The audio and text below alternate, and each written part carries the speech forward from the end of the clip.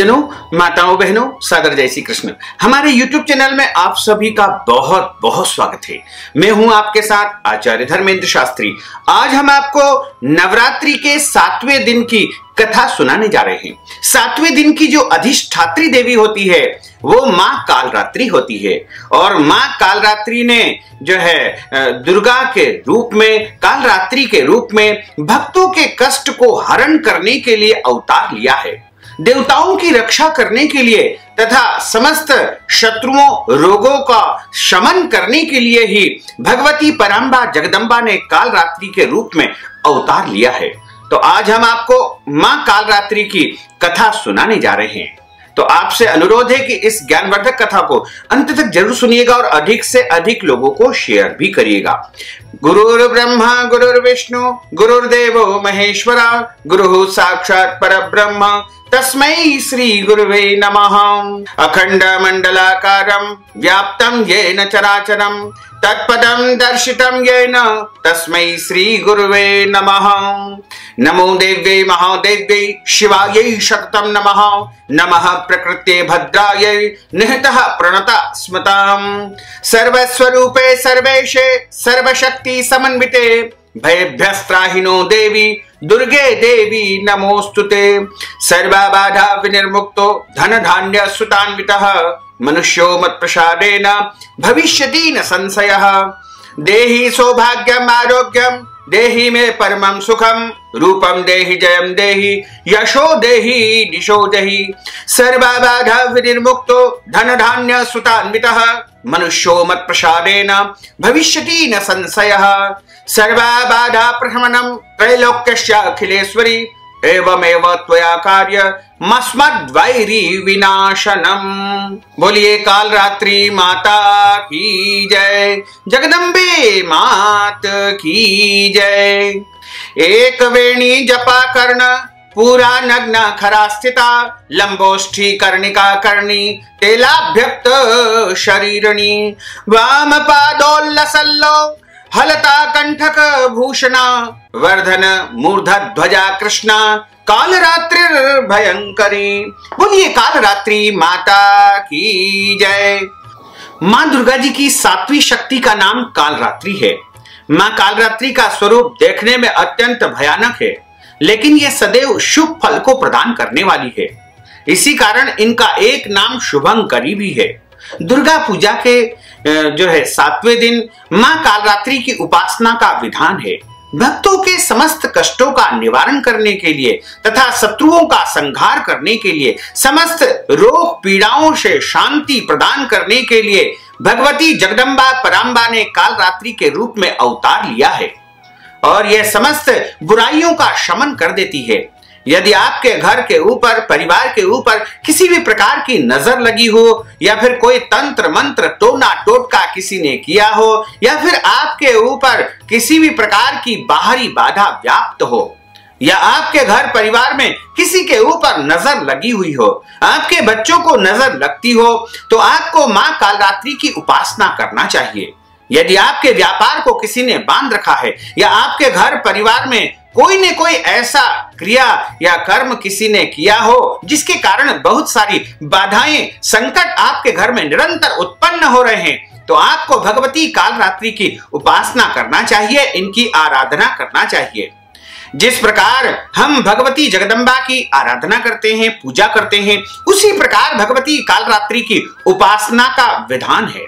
इस दिन जो है मां भगवती कालरात्रि की उपासना के लिए सहस्त्राधार चक्र में स्थित रहता है। उसके लिए ब्रह्मांड की समस्त सिद्धियों के द्वार खुलने लगते हैं और इस चक्र में स्थित साधक का मन पूर्णतः मां कालरात्रि में अवस्थित होता है। मां कालरात्रि दुष्टों का विनाश और ग्रह बाधाओं को दूर करने वाली है, जिससे साधक भय मुक्त हो जाता है।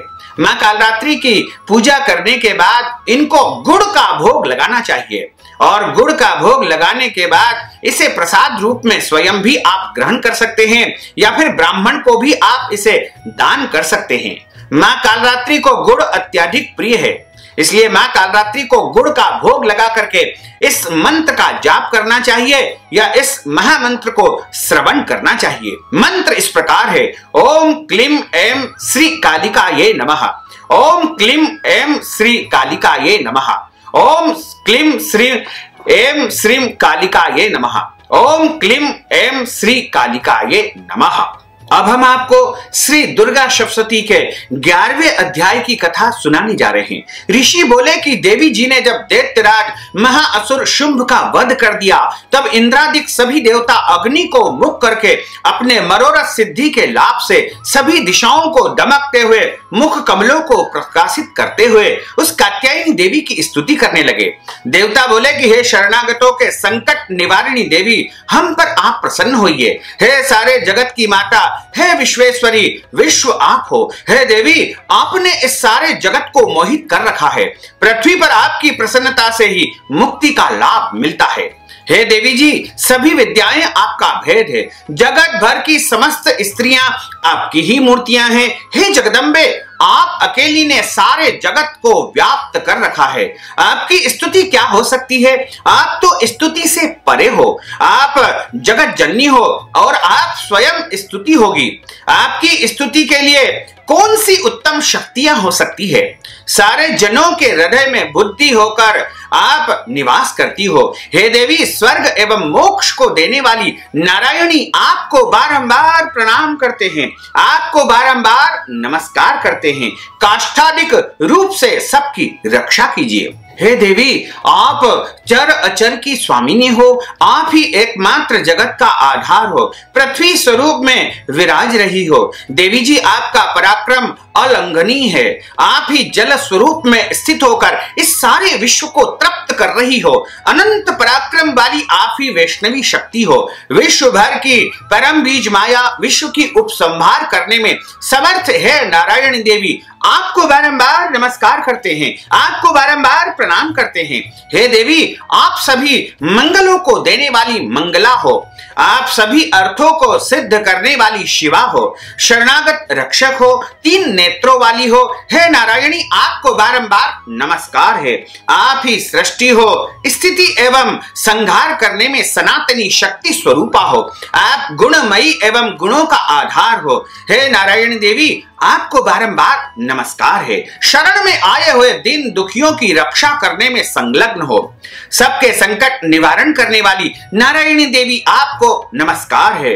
हंसों से जूते हुए विमान पर विराजमान ब्रह्माणी के रूप को धारण करने वाली, कुश मिश्रित जल छिड़कने वाली नारायणी देवी, आपको बारंबार नमस्कार है। माहेश्वरी के स्वरूप से त्रिशूल चंद्रमा हो और आप सभी प्रकार के नागों को यानी सर्पों को धारण करने वाली हो। महावृषभ पर विराजित होने वाली, बैठने वाली हे नारायणी, आपको बारंबार प्रणाम है, बारंबार आपको नमस्कार है। मोर तथा मुर्गों से आवृत महाशक्ति कर में धारण करने वाली, महापाप रहित कुमारी रूप में स्थित हे नारायणी, आपको बारंबार प्रणाम करते हैं, आपको बारंबार नमस्कार करते हैं। शंख चक्र गदा शारंग इन उत्तम अस्त्रों को धारण करने वाली वैष्णवी शक्ति रूप आप प्रसन्न हो जाइए। हे नारायणी, आपको बारंबार प्रणाम करते हैं, बारंबार आपको नमन करते हैं, नमस्कार करते हैं। हाथ में भयंकर चक्र धारण किए, दाढ़ों पर पृथ्वी उठाए हुए वाराह रूप धारिणी शिवे नारायणी, आपको नमस्कार है। भयानक नरसिंह का रूप धारण करके दैत्यों को वध करने के लिए उद्यमशील, त्रिलोकी की रक्षा करने में परायण नारायणी, आपको नमस्कार है। हजारों उज्जवल नेत्र धारण करने वाली किरीट धारिणी, महावज्र धारिणी, वृत्तासुर के प्राण हरने वाली इंद्र शक्ति रूपा नारायणी, आपको नमस्कार है। शिव दूती के स्वरूप से दैत्यों की बड़ी सेना का नाश करने वाली, महानाद करने वाली, भयंकर रूप वाली नारायणी, आपको नमस्कार है। भयंकर दाढ़ों से भयानक मुख वाली, मुंडमालाओं से शोभायमान, मुंडों का मंथन करने वाली चामुंडा नारायणी, आपको नमस्कार हो। लक्ष्मी, लज्जा, महाविद्या, श्रद्धा, पुष्टि, स्वधा, ध्रुवा, महारात्रि, महाअविद्या रूपा है नारायणी, आपको नमस्कार है। मेधा, सरस्वती, वरा, ऐश्वर्य रूपा पार्वती, महाकाली, संयमशीला, सर्व स्वामिनी हे नारायणी, आपको बारंबार नमस्कार है। सर्व ईश्वरी, सभी शक्तियों से संपन्न हे दुर्गा देवी, हमारी भयों से रक्षा करो। हे देवी, आपको बारंबार नमस्कार है। यह आपका मुख तीनों नेत्रों से भूषित और सुंदर है।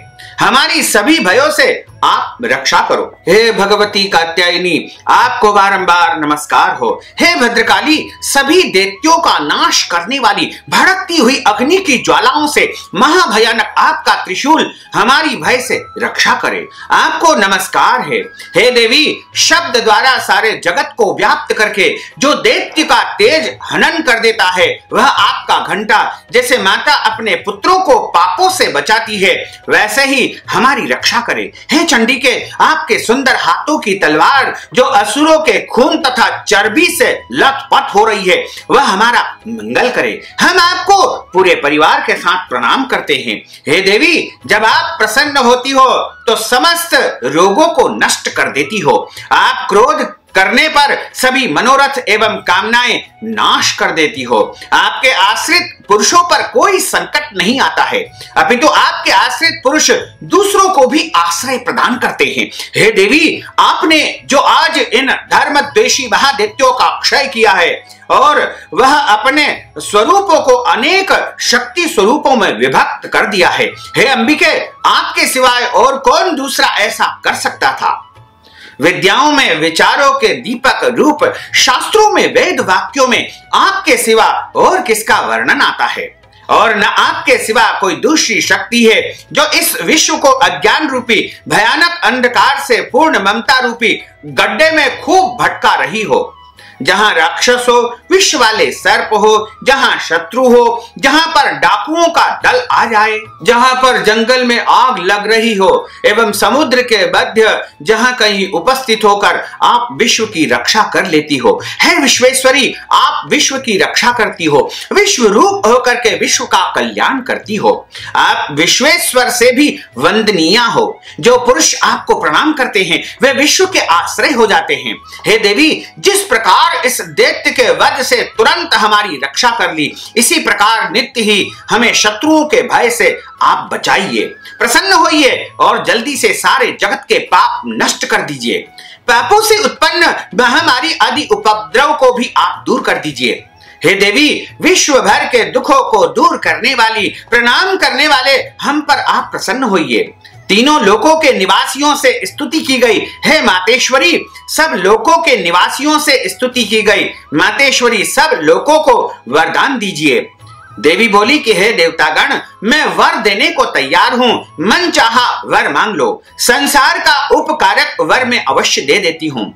देवता बोले कि हे सर्वेश्वरी, आप त्रिलोकी की समस्त बाधाओं को शांत करें, इसी प्रकार हमारे शत्रुओं का भी आप नाश करती रहे।